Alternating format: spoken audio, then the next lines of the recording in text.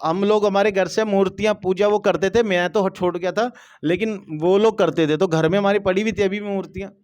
तो मैं पर्दा लगा देता था, जैसे पर्दा लगा वैसे लगा देता था मैं पर्दा, और उसके बाद प्रेयर करके चले आते थे, फिर वो पर्दा ऑन होता था, क्योंकि मुझे शर्म आती थी, क्योंकि मुझे पता था कि ये ईंट पत्थर है, मुझे पता चल चुका था कि ये बेजान है और ये बिल्कुल भी ईश्वर नहीं है।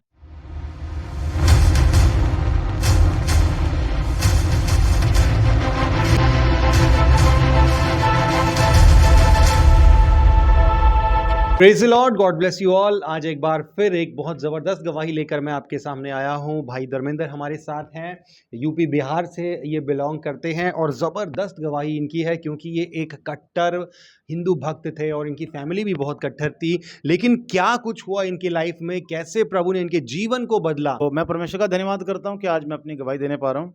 और मैं, जैसा कि इन्होंने बताया, तो हम लोग 95 के समय के अंदर मेरे डैडी की पोस्टिंग हुई यहाँ पर चंडीगढ़ सेक्टर 47 में, और वो बहुत ही ज़्यादा जो थे एक्टिव थे, जो जागरण के अंदर और जो पूजा पाठ के अंदर बहुत ज़्यादा एक्टिव थे।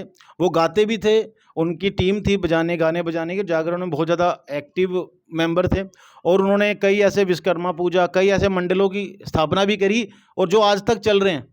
आज 23-24 साल बाद भी वो चीज़ें चल रही हैं अभी तक, और लोग उनके जो मेंबर थे पुराने वाले वो कर रहे हैं, बट ये फाउंडर थे ये तो। और उस वक्त तो मैं बचपन से ही, मुझे जो है महाभारत, रामायण, ये चीज़ें मेरे घर में पढ़ी थी, पढ़ाई जाती थी, मैं पढ़ता था। और मेरे डैडी मुझे रात को सोते टाइम हमेशा हर किसी की कहानी बताते थे, कभी युधिष्ठिर की, कभी भीष्म पितामह की, कभी कर्ण की, कभी कृष्ण की, कभी किसे की, कभी कौरवों पांडव, रामायण, हर चीज़, मतलब कि हमारे घर में ये स्टोरियाँ चलती रहती थी। और यूपी बिहार साइड आपको पता होगा छठ पूजा मनती है, तो वो भी बहुत एक्टिवली हम लोग करते थे, बहुत ज़्यादा पूजा पाठ में हम लोग इन्वॉल्व थे। और लेकिन वहाँ पर एक प्रॉब्लम रहती है, जैसा कि मैंने आपको बताया, और ये हर कोई फेस करता है, कि जो यूपी बिहार से जो लोग काम करने आते हैं, चाहे सब्जी वाला, चाहे कुल्फ़ी वाला, कोई भी आता है, तो पंजाब में उसको उतनी वैल्यू नहीं मिलती उनको, बल्कि उनकी बेइज्जती की जाती है। कई लोग उनको भैया बोल के भी उनकी बेइज्जती करते हैं, और उनको बहुत ज़्यादा बेइज्जती होती है। लेकिन वो भी, दे आर ऑल्सो ह्यूमन, वो भी इंसान है, उनके अंदर भी लाल खून है, उनके भी 2 हाथ हैं। पंजाब में ऐसा कुछ नहीं है कि किसी के, पंजाब में किसी के 4 हाथ हो, या पंजाब के लोगों का अगर हाथ काटे तो उनका खून पीले रंग का निकल जाए, वो भी है ना। और एक्चुअल में सेम चीज़ जब वो कनाडा जाते हैं तो वो भी रेसिज्म को फेस करते हैं, कि वहाँ पर भी क्या है कि वहाँ भी उनको गो बैक टू इंडिया, हमारे देश में क्यों आ गए ये करने, तो गोरे लोग फिर उनसे वही बर्ताव करते हैं। लेकिन मैंने जो फील किया अपनी ज़िंदगी के अंदर, वो मैंने सेम चीज़ को फील किया जब मैं आया।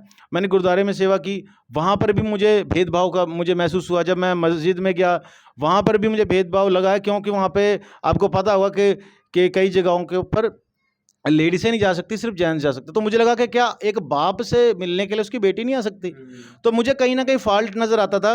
और मैं अपनी बात बताऊं तो मैं हनुमान जी का बहुत बड़ा भक्त था। हर मंगलवार को मैंने उपवास रखना, हर मंगलवार को मैंने प्रार्थना करनी, प्रेयर करनी, घंटी बजाना, और शंख भी था मेरे, शंख बजाता था मैं, घंटी बजाता था मैं, हनुमान चालीसा कंठस्थ थी, धूप अगरबत्ती करनी, धूप अगरबत्ती किए बगैर मैं घर से निकलता नहीं था। अच्छा। नहा धो के पहला काम धूप अगरबत्ती, खाना भी बाद में खाता था मैं। मतलब कि इतना मैं ज़्यादा अपने आप को, हाँ, इतना मतलब कि मैं मानता था कि मैं आपको बता नहीं सकता कि हमारे घर के अंदर ये लोगों को मोटिवेट किया जाता था हिंदुइज्म में मजबूत होने के लिए, हम लोग मोटिवेट करते थे। अच्छा। मेरे फादर साहब, मैं नहीं, वो मोटिवेट करते थे, और वो जागरण करते थे, कभी कुछ प्रोग्राम करते रहते थे, विश्वकर्मा पूजा, कभी कुछ कुछ करते थे, जिससे लोग आते थे। और ऐसा कुछ चल रहा था। लेकिन मैं क्या था कि मैं अलग अलग जगहों पे जाता था। हम लोग यूथ थे जब मैं स्कूल में था, तो मुझे अलग अलग जगहों पे बुलाया जाता था, तो मैं जाता था, तो वहाँ भेदभाव भेदभाव भेदभाव, यही मुझे सिर्फ फील हुआ आज तक।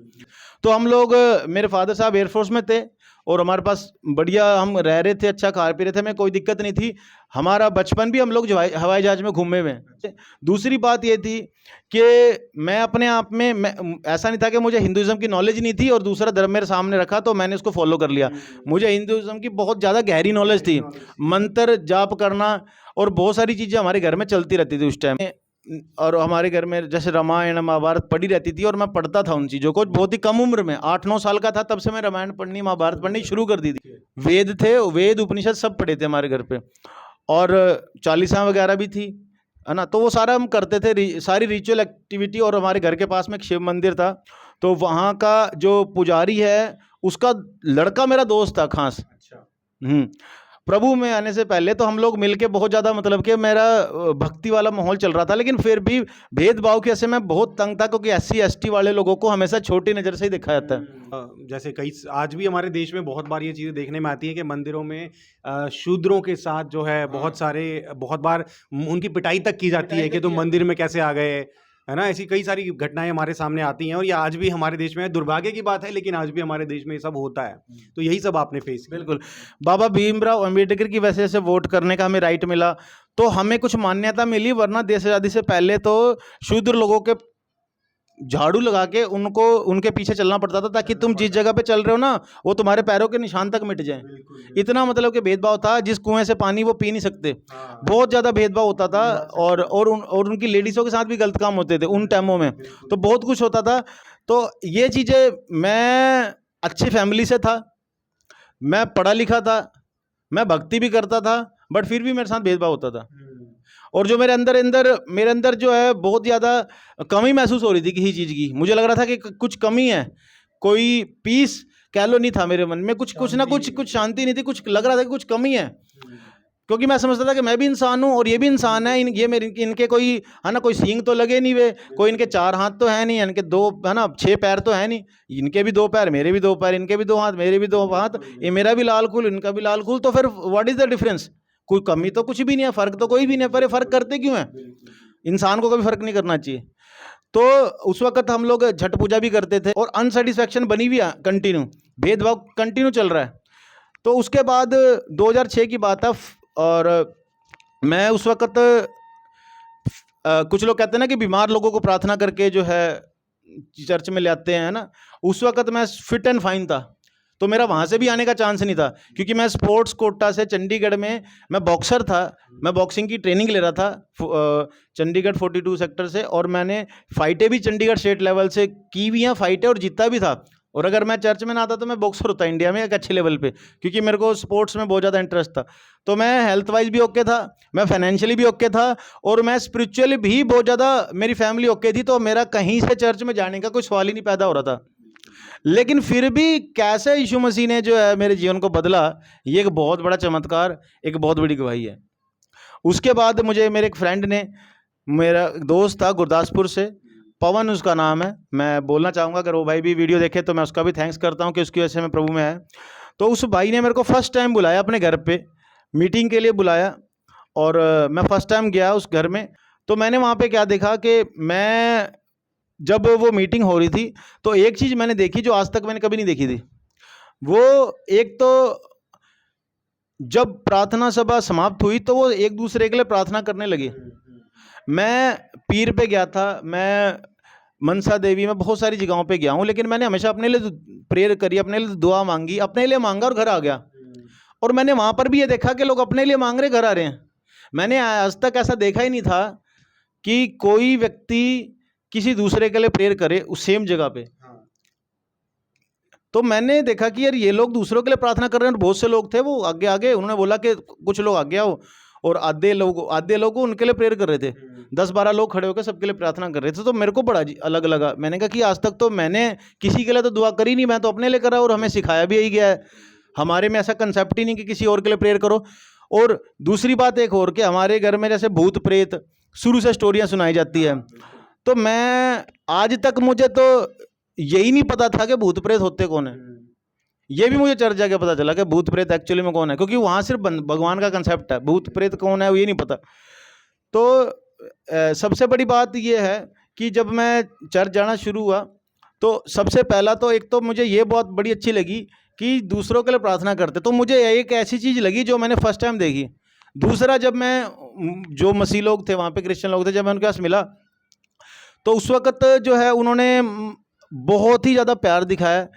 एक साथ बैठ के खाते थे वो, कोई भेदभाव नहीं, एक साथ बैठ के खाते थे, अपने घर में बुलाते थे, अपने घर में खिलाते थे, अपनी टेबल पे खिलाते थे और हमारे साथ खाते थे।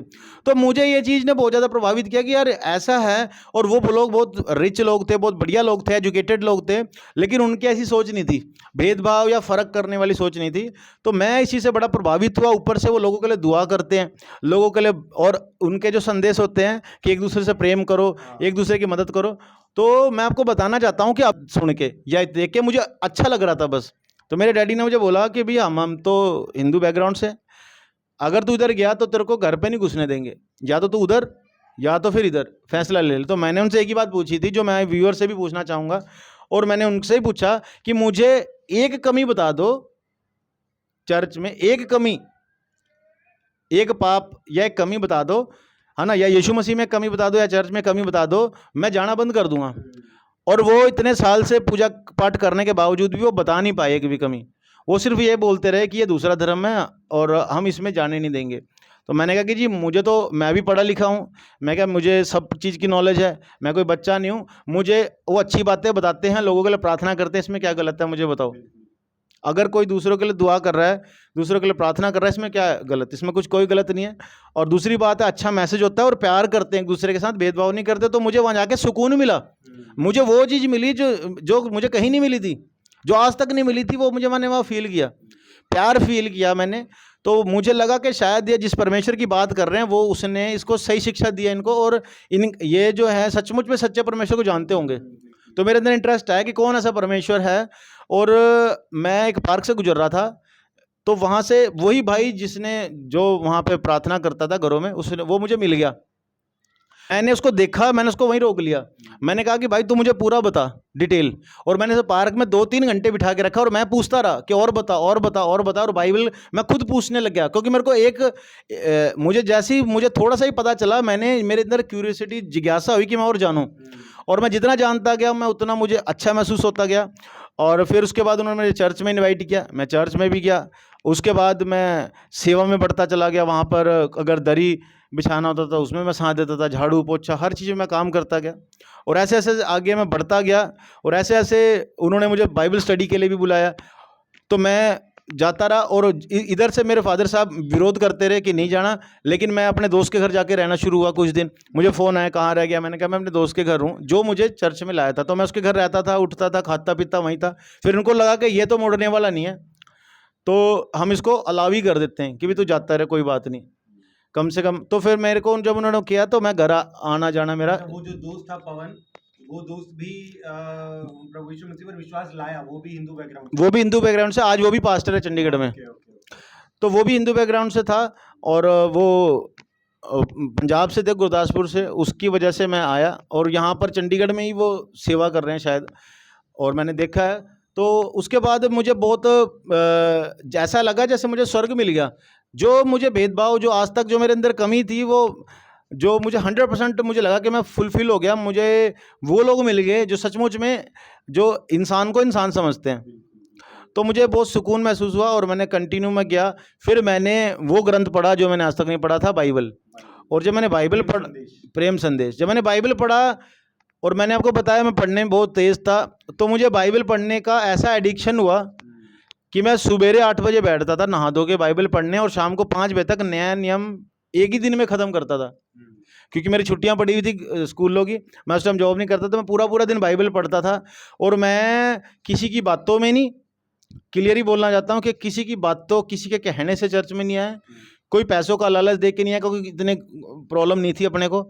मैं बीमार भी नहीं था, और ना ही मुझे नॉलेज की कोई कमी थी। मैं पढ़ा लिखा था, स्कूल में टॉपर था। तो मैं बाइबल पढ़ता गया, मुझे अच्छा लगता गया, और मैं प्रभु के बारे में जानता गया। और फिर उसके बाद मैं बाइबल स्टडी के लिए गया। धीरे धीरे मैं, फिर हम लोगों ने भी वही काम शुरू कर दिया कि हमने भी लोगों के लिए जाके प्रार्थना शुरू कर दी, और हमें बहुत ज़्यादा आनंद महसूस हुआ, पीस महसूस हुआ।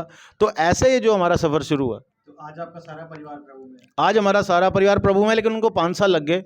5 साल में बहुत स्ट्रगल करता रहा। कम से कम शुरुआती 4-5 साल में उनको बोलता रहा कि आओ चर्च में, वो नहीं आते थे। और मैंने क्या चीज़ नोट करी कि मैं थोड़ा सा, जब मैं चर्च में सेवा करता था, और वो लोग जब चर्च के लोग जब घर पे आते थे तो मुझे सच्चाई पता चल चुकी थी, लेकिन मेरे घर के लोगों को सच्चाई पता नहीं थी। तो जो भी हम लोग हमारे घर से मूर्तियाँ पूजा वो करते थे, मैं तो छोड़ गया था, लेकिन वो लोग करते थे। तो घर में हमारी पड़ी हुई थी अभी भी मूर्तियाँ। तो मैं पर्दा लगा देता था, जैसे पर्दा लगा हुआ ऐसे लगा देता था मैं पर्दा, और उसके बाद प्रेयर करके चले आते थे, फिर वो पर्दा ऑन होता था। तो ऐसे करके मैं, क्योंकि मुझे शर्म आती थी, क्योंकि मुझे पता था कि ये ईंट पत्थर है, मुझे पता चल चुका था कि ये बेजान है, और जो है ये बिल्कुल भी जो है ईश्वर नहीं है। क्योंकि ईश्वर जो है ना तो पैदा हो सकता है, ईश्वर ना तो शादी कर सकता है, ईश्वर ना तो मर सकता है। जब मैंने बाइबल पढ़ा यीशु मसीह के बारे में, जो गॉड की डेफिनेशन मैं लेके घूम रहा था अपने दिमाग में, मतलब कि मैं एक डेफिनेशन लेके घूम रहा हूँ कि गॉड ऐसा होना चाहिए कि ना तो वो उसकी शादी होनी चाहिए, ब्रह्मचारी वो होना चाहिए, दूसरा वो अस्त्र शस्त्र ना उठा के लोगों को मारे ना, बल्कि लोगों से प्यार करे। जिसने मारी दिया तो फिर वो सृष्टि करता नहीं, वो तो नाश करता हो गया ना। तो फिर और जो मर जाए वो खुद, वो भी नहीं परमेश्वर में नजर में। जो मर गया तो वो तो इंसान ही हुआ, गॉड तो हुआ नहीं। ठीक है, तो ये कुछ डेफिनेशन थे। और मैंने जब यीशु मसीह के बारे में पढ़ा तो भैया वो सारी A to Z ही पूरी हो गई, पूरी की पूरी मृत्यु पे फतह पा ली। बाइबल आती है कि यीशु मसीह ने कोई शादी नहीं की, और यीशु मसीह शादी से पैदा भी नहीं हुए, पवित्र आत्मा प्रभु की ओर से पैदा हुए। तो पैदा वो वाला कंसेप्ट मेरा क्लियर, शादी भी नहीं हुई, बच्चे भी नहीं हुए, भी मेरा क्लियर, ब्रह्मचारी जीवन ये भी क्लियर, यीशु मसीह ने कोई अस्त्र को शस्त्र नहीं उठाया ये भी क्लियर, और मर के मृत्यु पे भी फतह पा ली ये भी क्लियर। तो जो गॉड जैसा होना चाहिए वो मेरा यीशु मसीह में आके वो जो सर्च है वो फुलफिल हो गया। नहीं तो बाकी मैं कोई देख रहा हूँ तो कोई भाइयों में लड़ाई करवा देता है, कोई भगवान, कोई कहता है अस्त्र उठाओ और अपने भाई को मार दो, कोई कहता है कि ये कर लो। कई भगवान की गर्लफ्रेंड ही 16,000 हैं, 1600 हैं, तो कईयों का कुछ, कईयों का कुछ, कईयों का कुछ। तो ये चीज़ें ना मैं असंतुष्टि थी। और कई अगर एक जगह पे है ना, बाप से मिलने बेटी नहीं आ सकती। तो कहने का मतलब ये चीज़ें मेरे को जब बाद में जब मैंने बाइबल पढ़ी तो मेरी सारी रिसर्च पूरी होगी। उसके बाद मुझे कभी नहीं ऐसा लगा कि मुझे मतलब कि आई वॉज फुली सेटिस्फाइड, पूरी तौर से मैं संतुष्ट हो गया उसके बाद। तो आपने देखा कि किस तरीके से भाई धर्मेंद्र को परमेश्वर ने अपने प्रेम से बदला। और एक सवाल मैं आपसे पूछना चाहूँगा, आखिरी सवाल यहाँ पर, कि इतना सब कुछ आपने बताया, इतने सब के बाद भी आज भी क्या आपका धर्म बदला है? नहीं, देखो धर्म नहीं बदला। मैं अभी तक सिंपल कपड़े में बैठा हूँ, कोई मैंने लाल रंग का कपड़ा नहीं पहन लिया। मेरा नाम धर्मेंद्र था तो धर्मेंद्र ही है ना, मेरा नाम डेविड नहीं हो गया। तो ना मैंने अपना नाम बदला, ना मैंने जाति बदला। मेरा अब अगर जाति का सर्टिफिकेट अगर आप देखो तो उस पर भी हिंदू ही होगा अभी तक, तो मैंने वो भी चेंज नहीं कराया। मेरा नाम भी वही चेंज है, मेरा घर भी वही है, और मैंने कोई कपड़े चेंज नहीं किए। बदला है तो सिर्फ मेरा लाइफस्टाइल, कि जो मैंने आपको बताया, क्योंकि जिस चीज़ से मैं सबसे ज़्यादा परेशान था, भेदभाव से, जो लोग भेदभाव करते थे, वो चीज़ जब मैंने महसूस की तो अभी मुझे ये चीज़ समझ आई है कि यीशु मसीह जो है इंसान को बदलता है, उसके जीवन को बदलता है, उसकी सोच को बदलता है, उसकी थिंकिंग को। तो प्रभु ने मेरी सोच को ही बदला कि सचमुच में परमेश्वर जो है प्यार करता है, भेदभाव नहीं करता। तो ये मसीह में आके, चर्च में आके, कोई जाति नहीं बदलती, कोई धर्म नहीं बदलता। बदलता है तो उसकी थिंकिंग, कि जो इंसान से भेदभाव रखता है, परमेश्वर उसको चेंज करके प्रेम करना सिखाता है। बिल्कुल। तो आपने देखा कि किस तरीके से परमेश्वर के प्रेम ने इनके जीवन को बदला। लगभग कुछ ऐसी ही मेरी भी कहानी थी। मैं भी असंतुष्ट था, आपने मेरी टेस्टिमनी देखी ही होगी, ऐसा ही कुछ था, परमेश्वर ने प्रेम से बदला। तो देखिए, जितने भी लोग इस टेस्टिमनी को देख रहे हैं ना, मैं आप सबसे कहना चाहता हूँ मेरे प्रियो के, प्रभु यीशु मसीह किसी का धर्म नहीं बदलते हैं। यीशु मसीह ज़िंदगियों को बदलते हैं, आदतों को बदलते हैं। और जो लोग आपसे ये कहते हैं ना कि तुम्हारा धर्म बदल रहा है, ये हो रहा है, वो हो रहा है, उनको आप साफ कह सकते हैं कि हम यीशु मसीह पर विश्वास करते हैं, हम ईसाई धर्म पर विश्वास नहीं करते। क्योंकि यही मैं भी मानता हूँ, मुझे ईसाई धर्म से कोई संबंध नहीं, कोई लेना देना नहीं है, और ना ही ईसाई धर्म के रीति रिवाज से, उनके कपड़ों से। मैं यीशु मसीह को और बाइबल को मानता हूँ। परमेश्वर का धन्यवाद हो इस अच्छी गवाही के लिए, बेहतरीन गवाही के लिए।